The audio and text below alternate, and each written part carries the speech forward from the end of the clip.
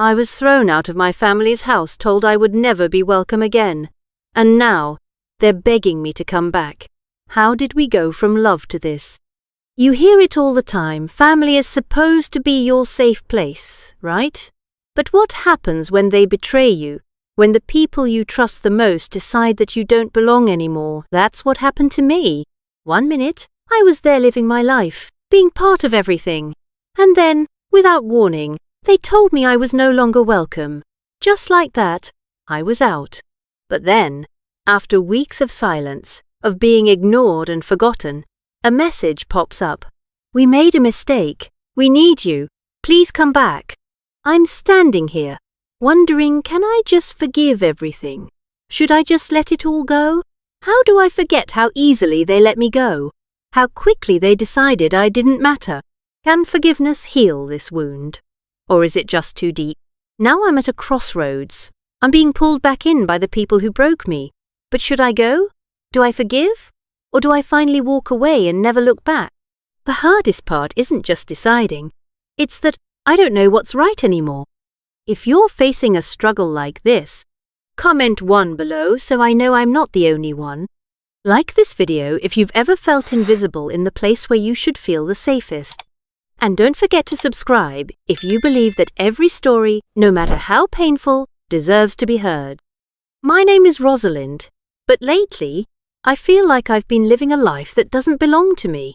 Growing up, my family was everything, or so I thought. We had the usual family dynamic, but there was always this unspoken tension. My parents, well-intentioned, but always controlling. My sister, Carla, was the perfect child. She followed the rules, earned their praise, never questioned authority. She was everything they wanted me to be, but I wasn't. For years, I tried to fit into that mold. I tried to be the daughter they would be proud of, but something inside me kept screaming that I was meant for something different. And yet, every time I tried to be myself, I felt the weight of their expectations pull me back. I was the troublemaker, the disappointment. Then, something changed. I got the courage to leave. I moved out, found a job, went to school. For the first time, I felt free. I thought they would be proud of me for taking control of my life. But instead, they started distancing themselves from me. Every phone call felt like a reminder of how much I didn't measure up.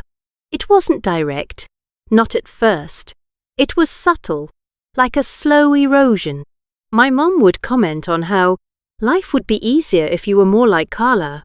My dad's silence spoke volumes, a quiet disapproval hanging in the air like a thick fog. I began to feel like I didn't belong, not in my own family. And the worst part? I had no one to talk to. I had no one to share this loneliness with, because who could understand? They were my family. They were supposed to support me, not push me away. But one night, after a long shift, everything came to a head. I came home, exhausted, hoping to just collapse on the couch and forget about the world for a while. But when I walked through the door, something was off. The house, usually filled with the sound of conversation, was quiet, too quiet. And then I heard it, the low murmur of my parents' voices drifting from the living room. I knew I shouldn't listen, but something inside me told me I had to. "They don't get it," my mum said, her voice trembling with something I couldn't place: disappointment, anger, fear. "She's so stubborn. She thinks she can do everything alone. She's pushing us away."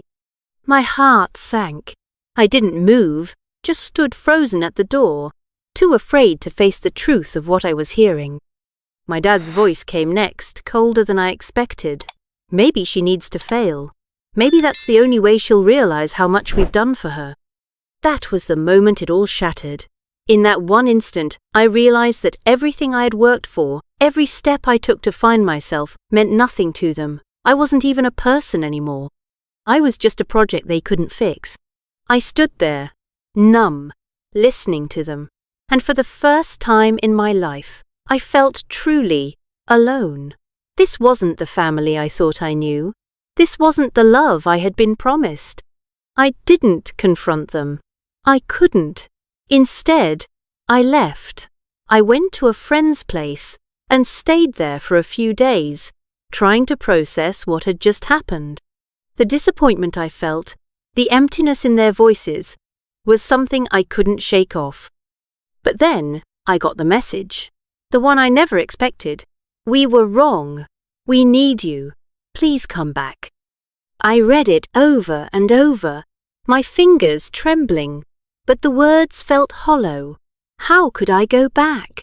How could I return to a place where I had been rejected, where the people who were supposed to love me most had written me off?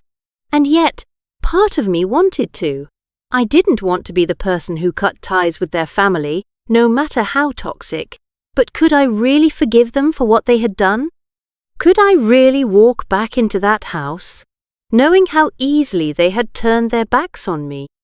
The days following the conversation I overheard were a blur: pain, confusion, anger, and the kind of emptiness that sits in the pit of your stomach like a lead weight.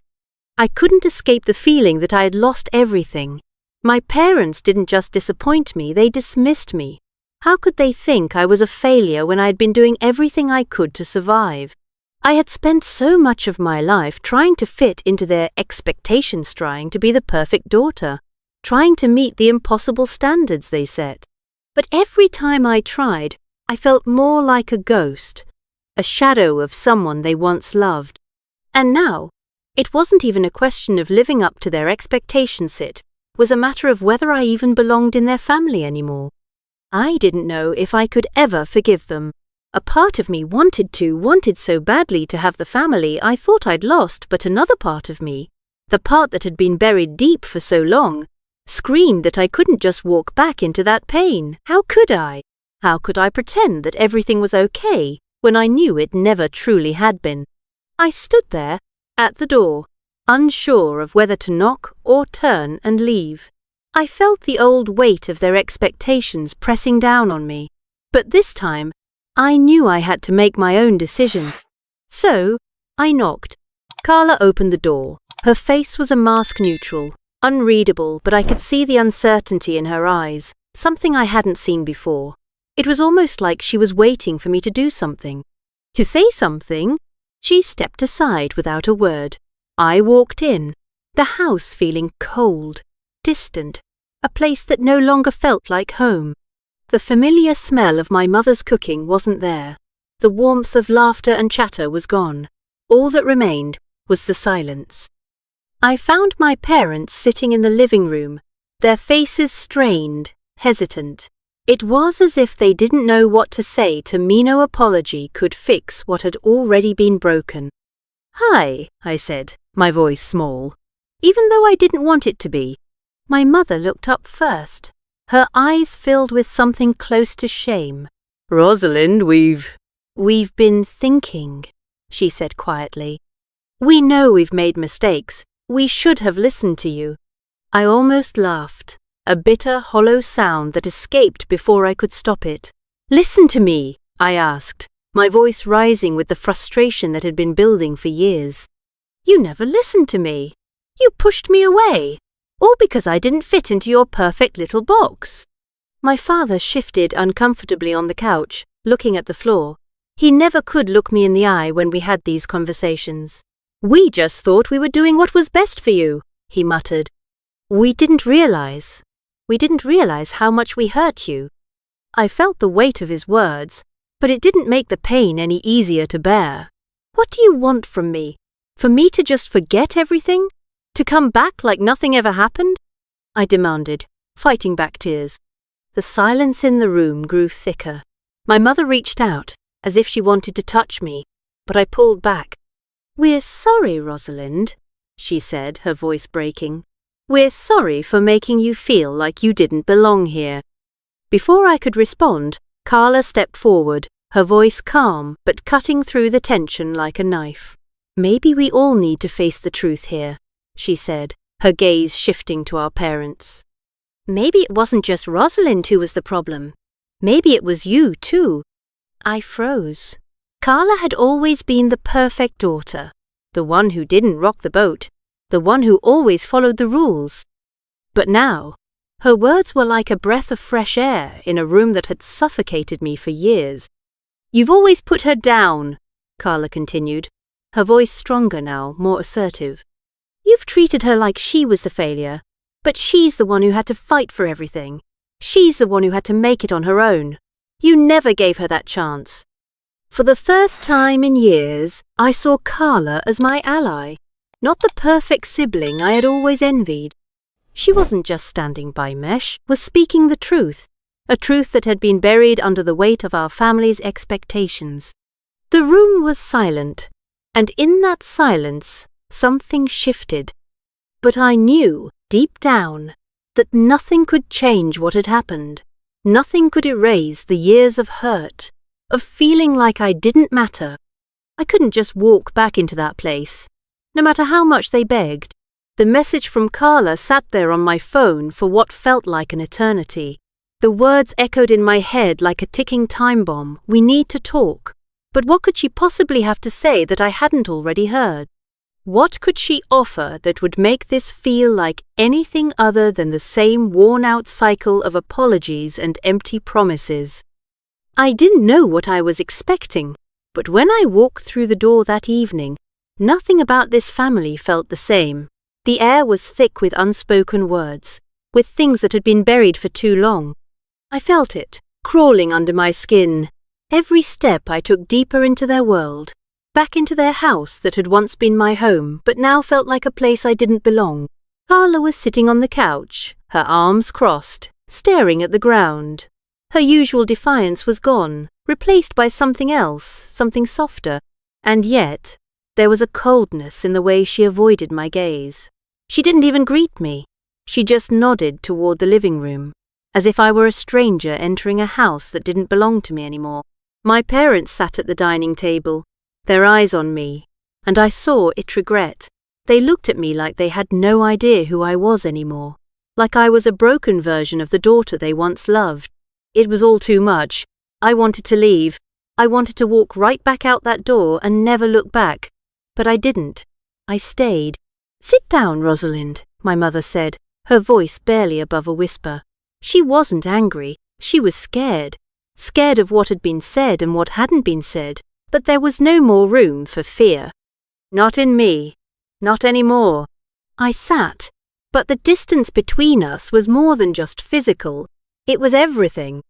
All the years of disappointment, all the hurt, all the unmet expectations sat between us. A wall I wasn't sure could ever come down. "I want to start by saying, we're sorry," my father said, his voice cracking like he hadn't spoken in years. "We've been wrong, Rosalind. We've been too hard on you. We thought we were helping you, but we only pushed you away." There it was, the apology. The words that I had waited to hear for so long.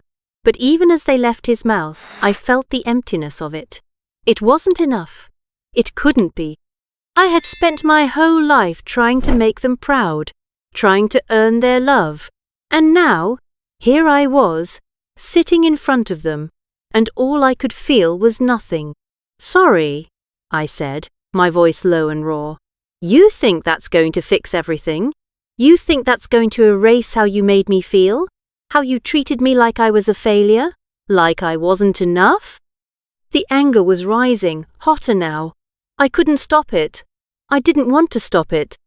"You didn't listen," I continued, each word more painful than the last. "You didn't listen to me when I needed you most. And now you want to tell me you were wrong? How do I even believe that?" My mother's eyes welled up with tears, but there was no apology in her eyes, not the kind I needed. "We didn't mean to hurt you," she whispered, almost pleading. We thought we were doing what was best. We didn't know how to help." "I didn't need you to help me," I shot back, standing up now, unable to sit still any longer. "I needed you to see me, to accept me for who I am, not the person you wanted me to be. I was never going to be good enough for you, was I?" And just like that, a silence descended, a heavy, suffocating silence that filled the room with so much tension I could barely breathe. My parents, my family, sat there, their faces a mix of guilt and confusion. And then, something happened. A shift I wasn't expecting.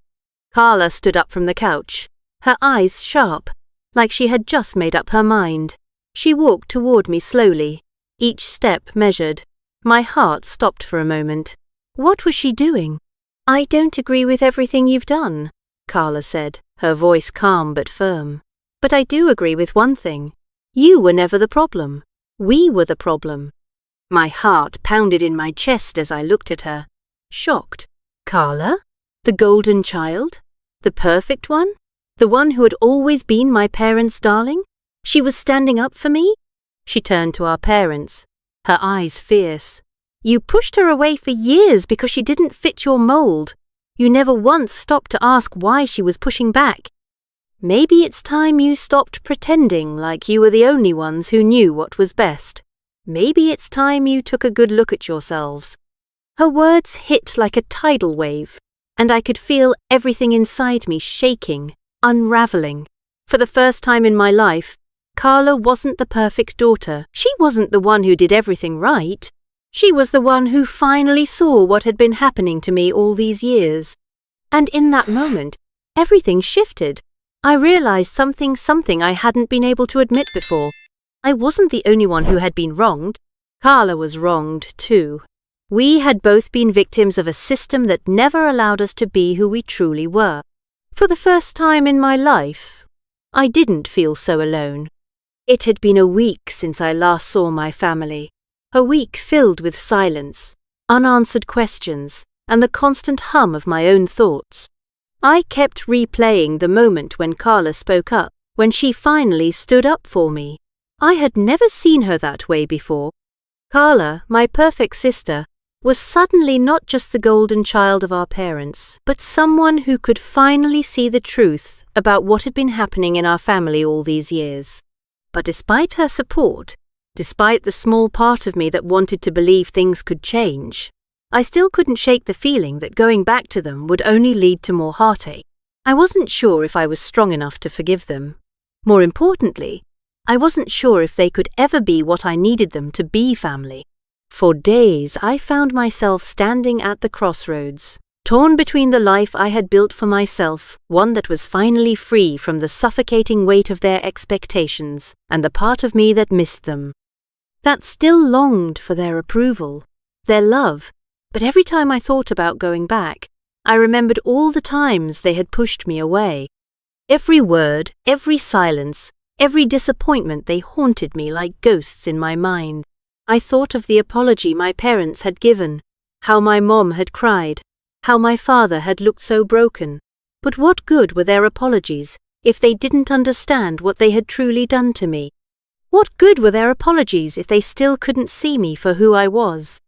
I couldn't shake the feeling that I had given them every chance to see me, and they had chosen not to.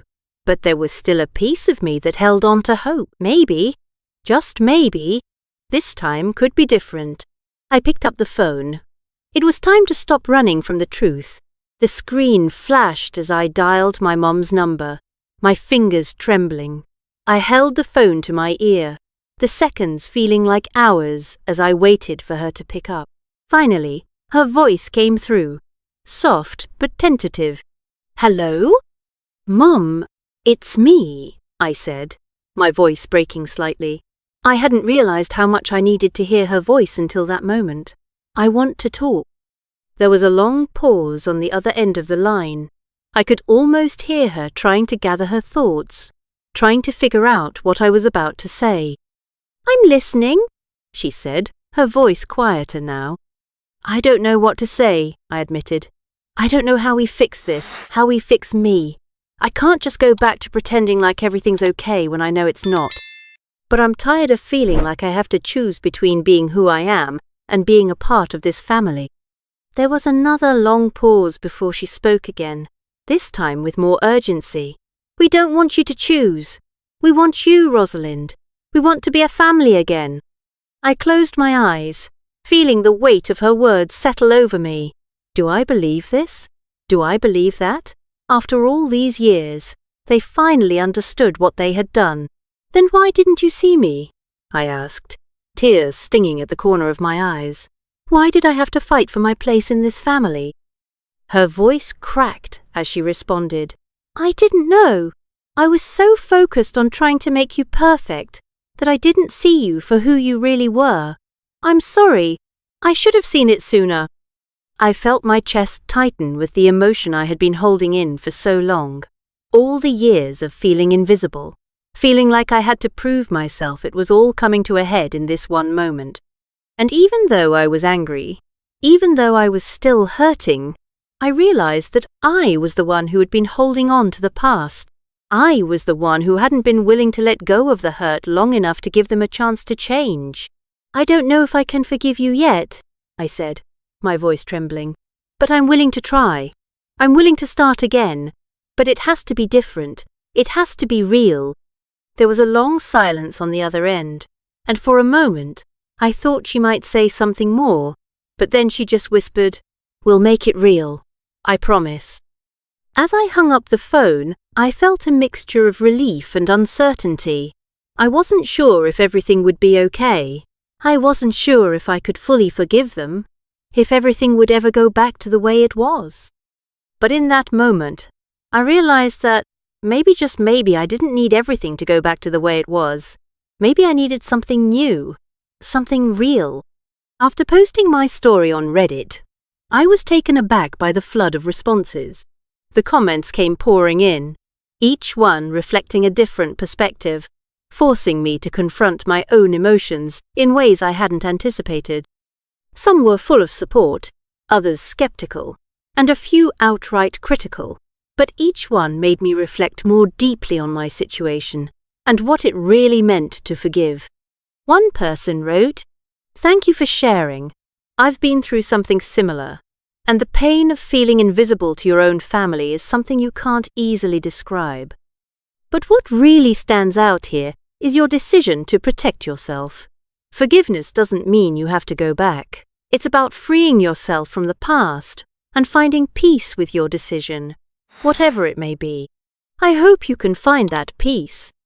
Another person disagreed. "Honestly, I don't understand how you can just forgive them after everything they put you through. They ignored you for so long, and now they think an apology makes everything okay. If it were me, I would never go back. You can't let them use your love to manipulate you. It's your life, don't let them ruin it again." Someone else had a more biting take. "Wow, this is straight out of a feel-good family movie. Your family abandons you for years, and now they expect you to come back because they said sorry? If I were you, I'd keep walking." An apology doesn't fix everything. They need to show real change before they get another chance. These comments stirred up so many emotions inside me. They made me question everything from my decision to consider forgiving my family, to wondering if I was being too harsh by not letting go of the past. It wasn't just the words that affected me, but the weight of the decisions I was about to make. Could I really open that door again? Or was it safer to keep it closed forever? After reading through all the comments and reflecting on everything, I realized that I can't let anyone else decide my life for me. While the advice was thoughtful and well-intentioned, in the end, only I truly know what I need and where I want to go. The questions still linger in my mind. Should I go back to my family, or should I keep living my life without them? Can they truly change, or is it just another cycle of disappointment? We talk a lot about forgiveness, but sometimes we forget that we also need to forgive ourselves. I used to think I had to endure everything to be loved, to have value in the eyes of my family. But am I trapping myself in the past? Is forgiveness really what will set me free? Or am I just repeating the same painful cycle? Now, I'm not just facing my family, I'm facing myself. I can continue living without changing anyone else. But can I live with these wounds that haven't been healed yet? Can I forgive them without sacrificing parts of myself? If you were me, what would you do? Am I being too hard on them? Or is it really them who needs to change? Do you believe you could trust your family again in my situation? Drop your thoughts in the comments below. I really want to know what you would do if you were in my shoes. Like if you've ever faced a tough decision like this. Share this story with anyone who might understand or could offer advice.